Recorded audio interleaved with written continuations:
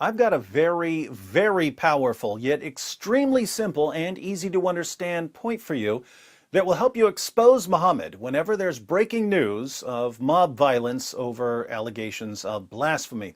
You'll want to keep this handy. You want to keep this in your tool belt because we all know that more mob violence is coming in places like Pakistan.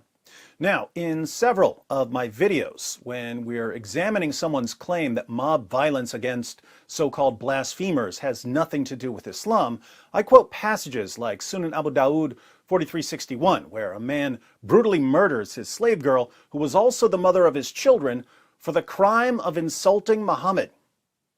But there's something in this passage that I've never pointed out, and once you see it, you'll understand why Muhammad is the one to blame for vigilante violence in Islam, and you'll be able to show Muslims why their prophet is directly responsible for the mob violence we see in the Muslim world. Let's read the passage, and then we'll focus on something terrible that often gets overlooked. Sunan Abu Dawud 4361. It was narrated that Ikrimah said, Ibn Abbas told us that a blind man had a female slave, she was his slave girl, his sex slave, who had borne him a child. So, like Muhammad, this man had sex with his slave girl and got her pregnant, who reviled the Prophet and disparaged him, and he told her not to do that, but she did not stop, and he rebuked her, but she paid no heed. One night she started to disparage and revile the Prophet, so he took a dagger and put it in her stomach, and pressed on it, and killed her. There fell between her legs a child who was smeared with the blood that was there. The next morning, mention of that was made to the Prophet, and he assembled the people and said, By Allah, I adjure the man who did this to stand up. The blind man stood up and came through the people, trembling, and he came and sat before the Prophet. He said, O Messenger of Allah, I am the one who did it. She used to revile you and disparage you, and I told her not to do it, but she did not stop. And I rebuked her, but she paid no heed.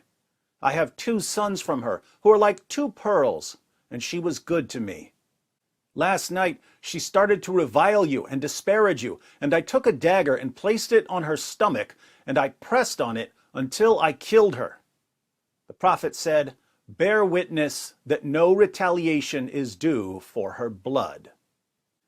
This story is so horrible that it's easy to overlook the connection to mob violence in the world today. And the way the hadith is written, it's easy to miss the problem. The way the hadith is written, we're told that the slave girl insulted Muhammad and that there was no retaliation for her murder because she had insulted Muhammad. So the takeaway is that it's okay to murder someone for insulting Muhammad. That's bad enough, but take a closer look and you'll see that it's actually much, much worse. Think about this. How do we know what the slave girl did? How do we know that she insulted Muhammad? The only evidence against her is the testimony of her slave master who brutally murdered her. The only evidence against her comes from her killer. Think about it from the perspective of an investigation. Muslims find the body of a girl who's been stabbed to death. They tell Muhammad. Muhammad says, whoever did this, stand up now.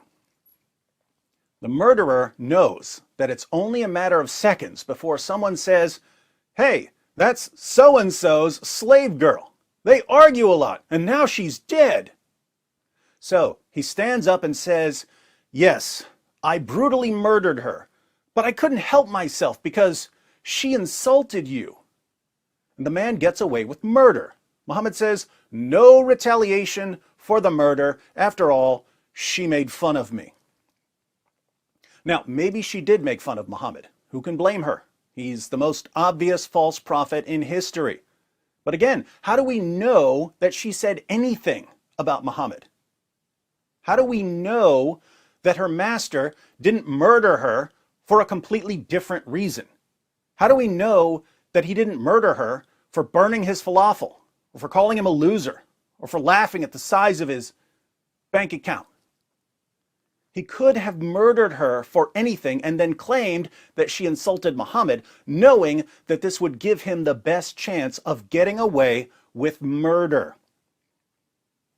Muhammad set a very dangerous precedent here.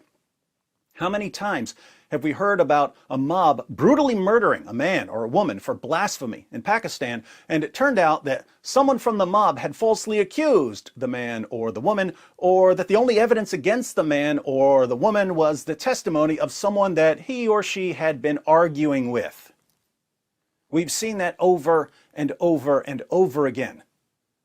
Why do people keep getting away with murder by mob? Because of Muhammad. People in Pakistan know that if you have a disagreement with someone, especially with a Christian or a Hindu, all you have to do is scream, "Help! Help, brothers and sisters! This man just insulted Muhammad! This man burned a Quran!" And a mob will form and beat him to death for you. And the government can't really fix the problem because the problem comes directly from Muhammad. According to Muhammad, all you have to do is simply claim that someone insulted him, and you get a free pass for murder. So, that's something you'll want to share whenever there's breaking news of mob violence for blasphemy in the Muslim world. If you'd like a picture of Sunan Abu Dawud 4361 in English and Arabic, your old pal D Wood has once again got you covered. The link is in the description box. Click the link, save the source, and keep it handy. Because believe it or not, someone's going to lie to you about this. It just backfired on you. It just backfired on you. This is a part of a religion. There's a reason to it. Yeah?